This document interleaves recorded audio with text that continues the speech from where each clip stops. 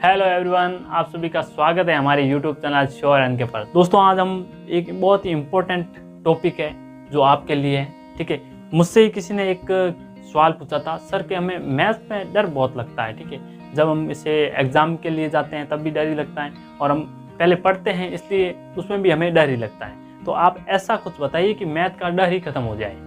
तो इसके लिए मैं आपको एक बहुत ही बढ़िया सा सिंपल मेथड बताने जा रहा हूँ, जिसमें आपका मैथ का डर हमेशा के लिए ख़त्म हो जाएगा। देखो, मैथ का डर ख़त्म करने के लिए हम क्या करते हैं कि हमारे पास बेसिक्स होना चाहिए। ठीक है, बेसिक्स नॉलेज होना चाहिए। देखो, अब बेसिक नॉलेज कैसे आएगा, इसके लिए हमें क्या करना पड़ता है। देखो, जब मैं आपको एग्जाम्पल देकर समझाता हूँ। ठीक है, जब हम एक पेड़ का एग्जाम्पल लेता हूँ। ठीक है, देखो, जब पेड़ उगता है ना, ठीक है, उगता है तो वो सबसे पहले अपनी जड़ें मजबूत करता है। क्या करता है? जड़ें। अगर वो पहले ही ऐसे सोचने लगे मुझे बड़ा होना है जल्दी जल्दी, जड़ें तो पड़े रहने दो, ठीक है, ऐसे ही, तो वो कहता है कि मुझे जल्दी जल्दी बड़ा होना, तो वो बड़े होने में शीघ्रता करता है। ठीक है, अपनी मजबूती को वो नहीं देखता है। तो ऐसे में वो एक गलती कर बैठता है कि जब उसको बड़ा होना है, ठीक, जल्दी जल्दी बड़ा हो जाएगा, उसकी जड़ें कमज़ोर रहेगी तो वो जल्दी बड़ा तो हो जाएगा इतना, क्योंकि पेड़ के ऊपर कितना वजन होता है, वो इतना फिर वजन सह नहीं पाएगा। ठीक है, गिर जाएगा, या अगर छोटा मोटा तूफान आ जाए तो भी वो गिर जाएगा पेड़ से। ठीक है, तो पहले क्या करता है, पेड़ अपनी जड़ें पाताल तक मजबूत करता है। ठीक है, जिससे वो बड़ा होने के बाद में, उसको बड़ा होने में थोड़ा टाइम लगे, फिर भी वो पहले वो अपनी मजबूती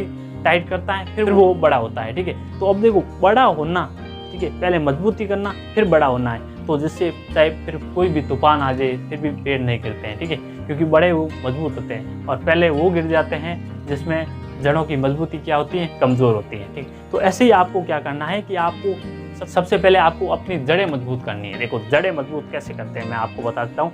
देखो, आपको शर्म करने की कोई आवश्यकता नहीं है कि हमें पहली क्लास वाले सर बता रहे हैं और उसको अब हम कैसे करेंगे। ठीक है, मैं आप ही बताऊँगा आपको क्या क्या करना है। पहले देखो, अगर आपको मैथ में अच्छा स्कोर पाना है, अगर आपको मैथ से डर मिटाना है, तो आपको क्या करना पड़ेगा कि आपको सबसे पहले, देखो, मैं आपकी कक्षा फर्स्ट से बात कर रहा हूँ, मैं मान रहा हूँ कि आपको कुछ नहीं आता मैथ में, जीरो।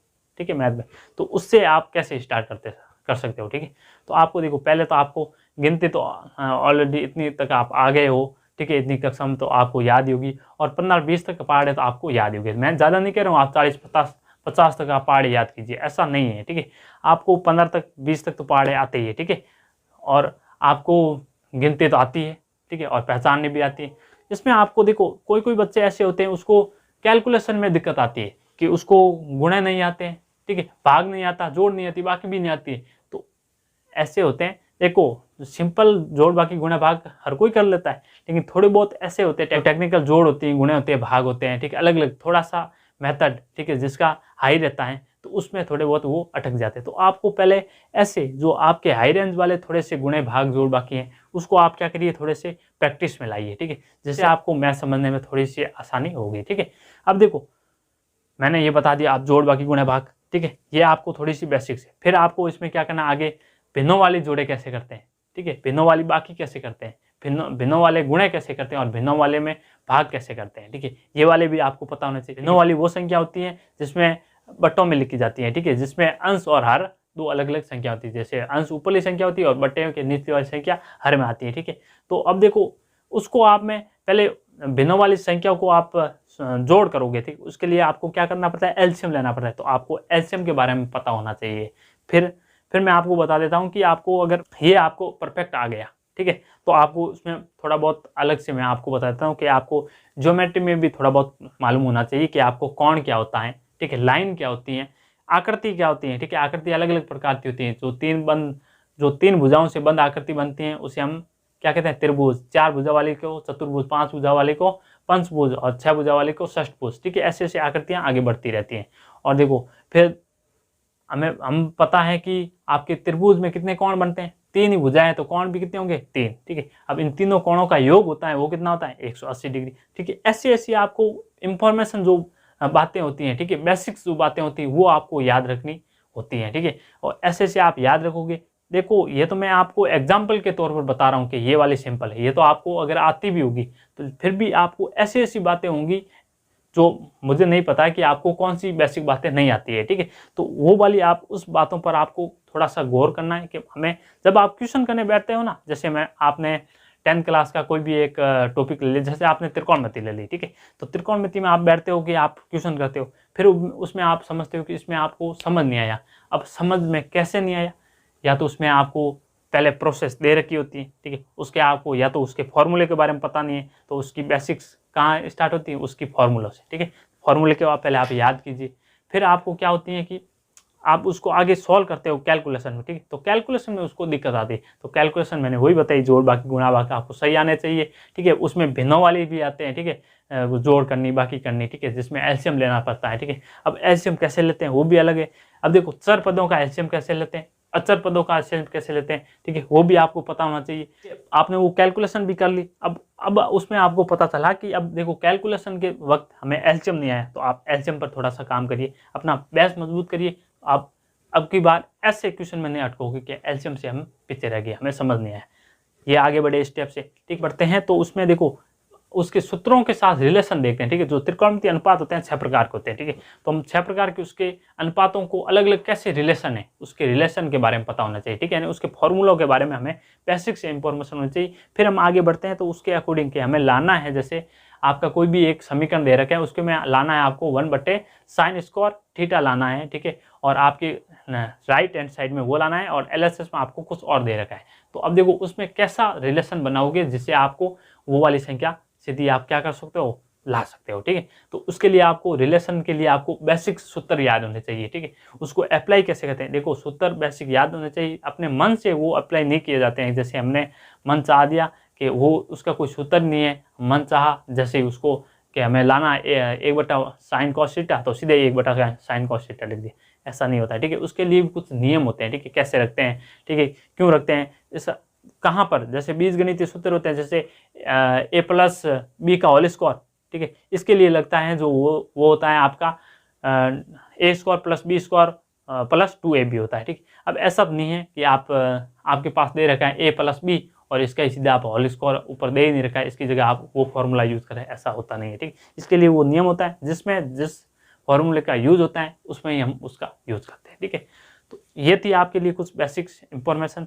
जो बच्चे कहते हैं कि हमें मैथ में थोड़ा सा डर लगता है, ठीक है, तो डर आपका जब खत्म होगा, मैं आपको बता देता हूँ। देखो मैथ आपका है वो थ्योरेटिकल सब्जेक्ट नहीं होता है, ठीक है। मैथ आपका प्रैक्टिकल सब्जेक्ट है। थ्योरेटिकल सब्जेक्ट वो होते हैं जिस पर विचार किया जा सकता है, ठीक है। हिंदी में क्या है, तो विचार करना, ठीक है। तो विचार विमर्श हो सकते हैं, वो थ्योरेटिकल सब्जेक्ट होते हैं। और प्रैक्टिकल सब्जेक्ट वो होते हैं जो आपके व्यवहारिक जीवन से जुड़े रहते हैं, ठीक है, जिसमें आप तुरंत वहाँ पर अपने व्यवहार से, ठीक है, आप प्रैक्टिकली उस वैल्यू को आप सिद्ध करते हो या उस वैल्यू को निकालते हो, वही आपका प्रैक्टिकल वैल्यू होता है, ठीक है, प्रैक्टिकल सब्जेक्ट होता है।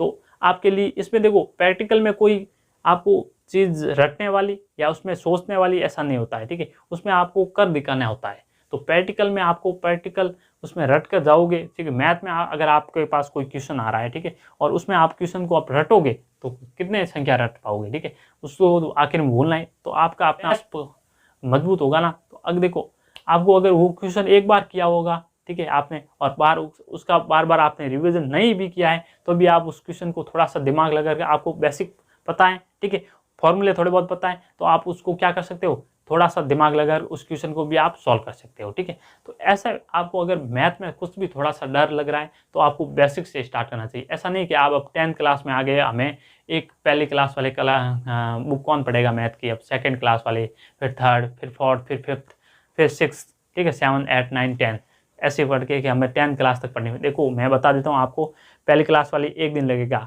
दूसरी वाली भी 1 दिन, तीसरी वाली भी 1 दिन, चलो पहली, दूसरी, तीसरी, चौथी तो आप छोड़ो 5 तक तो आपको आते ही होंगे, ठीक है। वो ही होते हैं जोड़ भागी गुणा भागी, ये नॉर्मल तो आपको आते हैं, ठीक। तो आप 6th क्लास वाली बुक उतारिए, ठीक है, मैथ वाली, उससे आप बेसिक्स, ठीक है। 6th क्लास में बता देता हूँ आपके इंपॉर्टेंट बुक होती हैं जो NCERT। देखो जो बड़े बड़े कॉम्पिटिशन होते हैं ना, ठीक है, जैसे आपके पटवारी हो गया, ग्राम सेवक हो गया, ठीक है, इसमें भी देखो आपकी मैथ 10th क्लास तक ही आती है, ठीक है। तो 10th क्लास की आप 6ठी क्लास से स्टार्ट करिए, 6ठी क्लास वाली बुक लीजिए, ठीक है, मैथ की NCERT, और उसमें आप देखिए, ठीक है, आपको उससे बेसिक चीज़ें सीखने को मिलेगी। फिर धीरे धीरे आगे बढ़िए। देखो उसको आप सही तरीके से समझने बैठो ना, तो आप 10 दिन में मैथ को क्लियर कर लोगे, ठीक है। आपकी जो 6 क्लास वाली है, 7 की भी आप ऐसे ही कर दोगे, ठीक है। आपको उसमें क्या करना है, पहले आपको समझना है, ठीक है। समझोगे तो धीरे धीरे वो आप उसमें नॉर्मल बातें हैं, आप थोड़ा बहुत उसको पढ़ोगे तो समझ आ जाएगा, आपको बेसिक समझ आ जाएगा। तो आपको इतना नॉलेज ही, आप पीछे पढ़ कर आए हो तो आपको एक बार नॉलेज पता हो जाएगा, तो आप आगे अटकोगे नहीं 10th क्लास में, ठीक है। तो मैं बता देता हूँ आपको, फिर 7th क्लास वाली थोड़ी सी डिटेल देखनी है, फिर 8th वाली भी देखनी है, ठीक, फिर 9th और फिर 10th वाली। देखो इसमें आपको रिलेशंस चाहिए, 10th क्लास में थोड़ा अलग सिलेबस दे रखा होता है, और 9th में भी थोड़ा अलग होता है, और 8th में अलग होता है, ठीक है। 8th तक तो अलग होता है, फिर 9th और 10th में थोड़ा सा अलग होता है सिलेबस, ठीक है। फिर भी उसकी जो कैलकुलेशन होती है, कुछ ऐसे मेथड होते हैं बेसिक जो उसमें यूज आते हैं, ठीक है। तो इसलिए मैं कहता हूँ आप उसमें बेसिक से इंफॉर्मेशन लीजिए। तो दोस्तों मैं आशा करता हूँ कि ये वीडियो आपके लिए इंफॉर्मेशन रहा होगा, ठीक है। तो इस वीडियो को लाइक जरूर करें, सब्सक्राइब करें, और अपने दोस्तों के साथ भी शेयर जरूर करें, जिससे वो भी जो मैथ से डर रहे हैं वो भी अपने आप को कैसे मजबूत कर सकते हैं बेसिक मैथ पढ़कर, ठीक है। धन्यवाद।